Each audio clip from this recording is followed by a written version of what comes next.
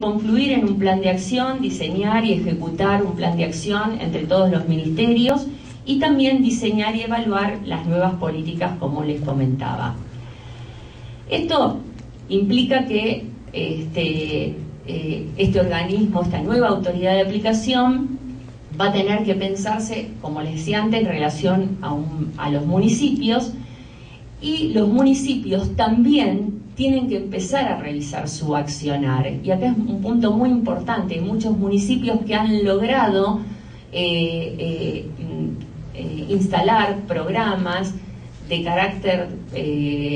muy acordes a la ley, que protegen derechos como los jardines maternales, centros de salud, que son financiados por el municipio. Y otros municipios han asumido actitudes a lo largo de estos años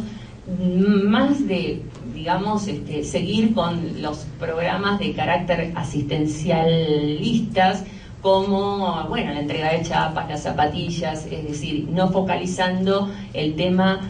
básicamente en cuestiones más de derechos. Entonces, este proceso que a veces se ha dado de municipalización de la pobreza no ha permitido que los municipios puedan encarar esta relación tan cara a cara que tienen con los niños y que deben trabajar arduamente en estas cuestiones. Por supuesto que siempre hay un correlato entre lo que es lo provincial y lo municipal. Siempre estamos hablando que a nivel provincial debe haber articulación de las instituciones, de los programas, y debe haber un plan interministerial que debe ser interinstitucional, debe abordar los temas de manera integral, debe haber interdisciplina para conformar estos planes, pero como les decía antes, debe haber una estrategia común. No es una superposición de programas unos con otros, junto a los programas que tengo y con esto tengo un plan. Nos estamos refiriendo a otra cosa, estamos hablando de que debe haber un plan donde se discutan cuáles van a ser los objetivos y las metas que va a tener la provincia y poner a disposición y en juego esos recursos para poder tener una buena planificación. Y a nivel local también existe esa articulación de programas municipales, y debe efectuarse un plan de acción básicamente en forma descentralizada, donde están también los barrios, las comunidades, atendiendo a sus realidades. Hay que, desde luego, el organismo administrativo tendrá que conformar todos los servicios locales, y esto es un proceso donde se pueden armar diferentes servicios e ir haciendo experiencias de antelación para ver cómo van funcionando. No hay mucho tiempo, hay que hacerlo rápido, no es necesario tener una ley para poder hacerlo, no hay que focalizar e incluir todo el tema de la exigibilidad y la efectivización. Entonces, como les decía antes, una vez que cada organismo se ve, se planifica, se rediseña, empieza a conectarse y a tener y a establecer relaciones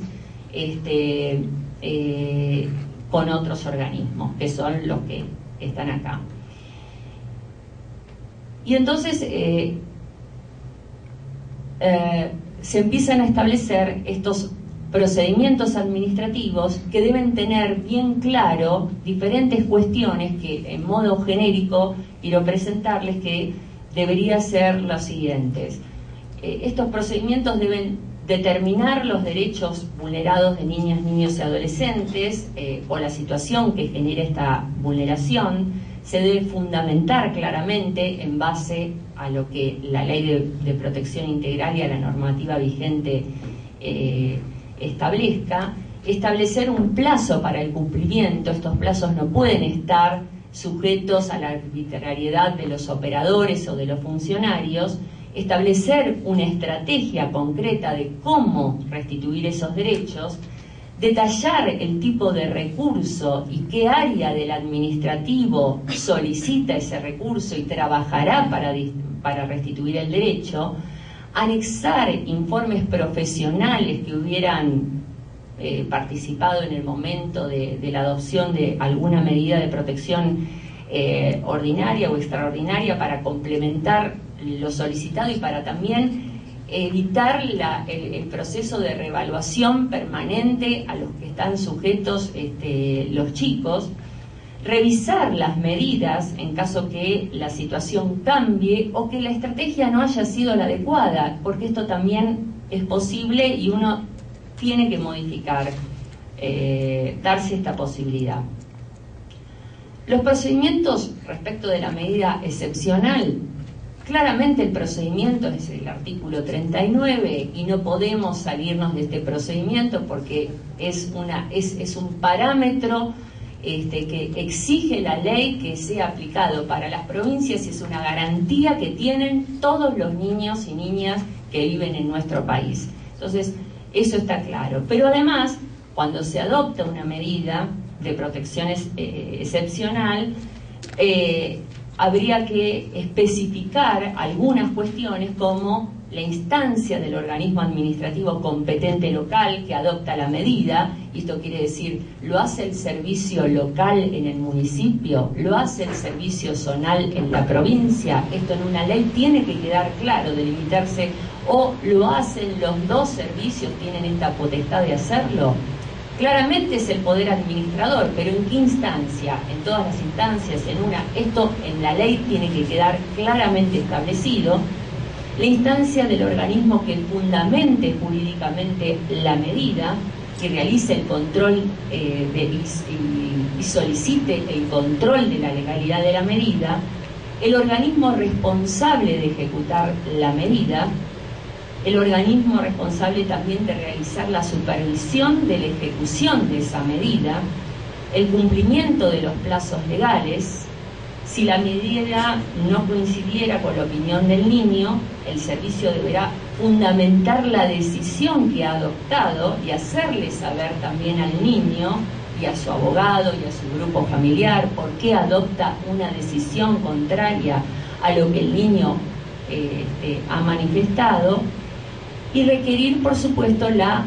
designación de un abogado del niño.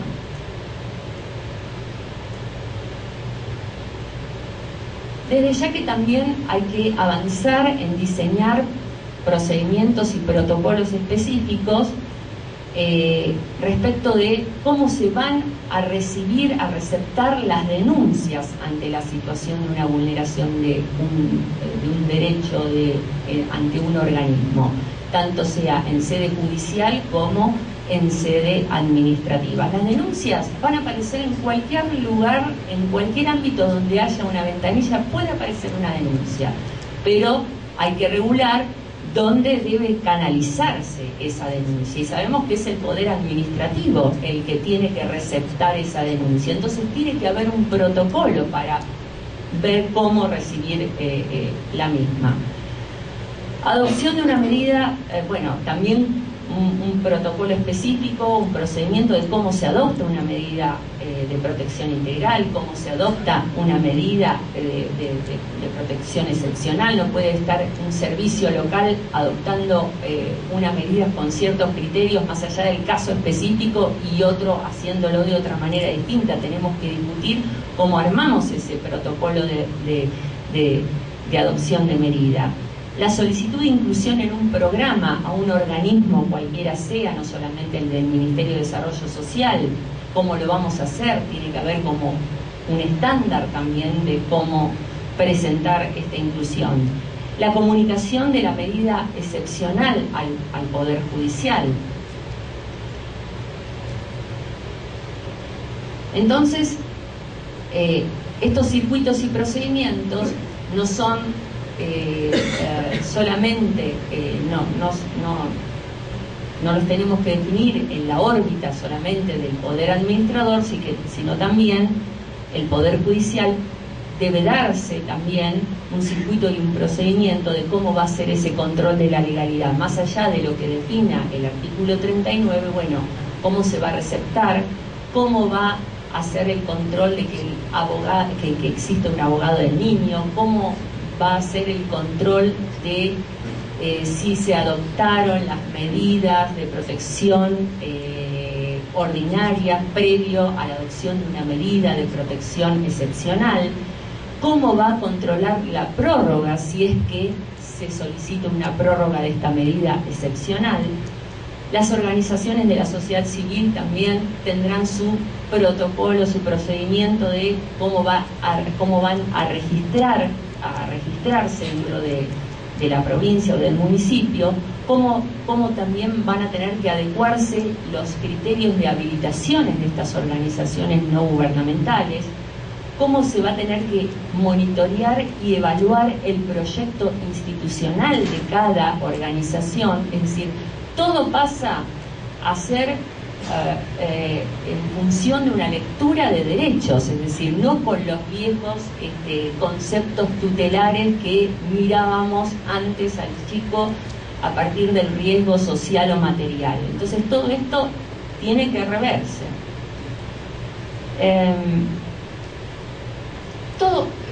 Finalmente, desde ya que reverse y articular de manera no voluntaria, sino de manera procedimental con otros organismos corresponsables, implica un cambio de prácticas que está obviamente ligado al desarrollo de nuevas capacidades que van a asumir los operadores y los equipos que trabajan con los niños. En primer lugar, la lectura de los problemas que aparecen desde el nuevo paradigma. Esto hay que empezar a leer en clave de derechos estos problemas y no desde la vieja concepción tutelar. Y además poder leer los nuevos problemas, porque no siempre los problemas son los mismos, sino que, bueno, se van redefiniendo y hay que tener agudeza en la lectura de los nuevos problemas que pueden aparecer en nuestras sociedades que se hacen cada vez más complejas. Entender también que hay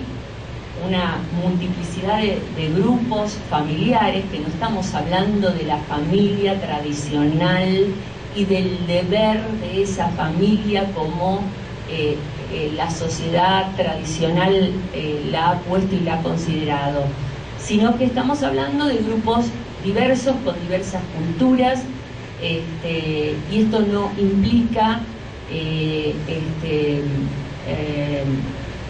entrometerse en la vida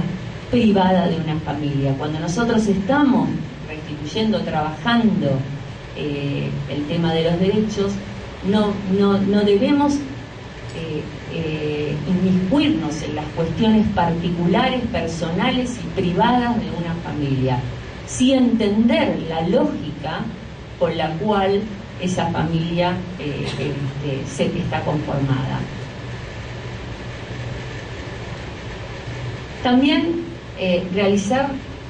las acciones en el momento adecuado, y esto implica, por un lado, no apresurarse ni tampoco hacerlo como siempre estuvimos acostumbrados a hacerlos de manera urgente, como que siempre es la urgencia la que priva. Hay situaciones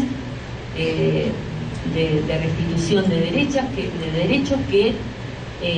implican un proceso y que hay que trabajar y hay que establecer estrategias, y en esto hay que leer distintos. Bueno, como decía antes, respetar el ámbito privado del grupo familiar y percibir a la familia básicamente desde lo que ésta tiene y no desde lo que le falta. Esto también es comprender y poder trabajar desde las cuestiones positivas de las familias, de las personas que tienen, son elementos que tienen y que hay que respetar en pos de su autonomía, en pos de sus propias capacidades.